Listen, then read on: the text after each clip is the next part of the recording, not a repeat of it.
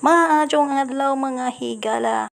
Naanapod mi karon sa suba for the reason nga mga ligo may unsa pag human na hugyaw-yaw diha.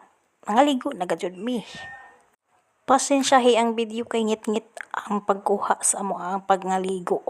Piskay dyan mo maligo aring suba kay bugnaw kaadyo ang tubig unja mabugnawan ang atong mga kautukan. Bitaw oy, relaxing jud kaadyo ni mga ligo og suba.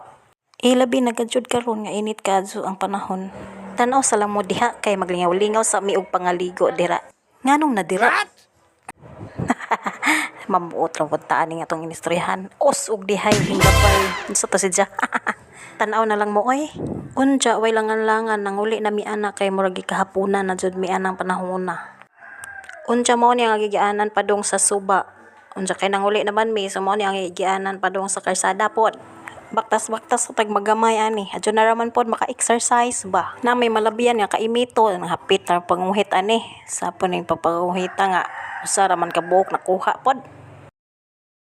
So maro to mga higala pila ra may istorya. Pila ra man gud kay hapon 90 seconds ra moray gi-allowed. So maora to salamat sa kanunay nga paglantaw sa among video. So mga higala Bye-byers. hapit mi aring tubod kay wa maligog suba si Elias kay Arte. Arte, siya maligo ana. Ala, was. Siya maligo kay Arte man.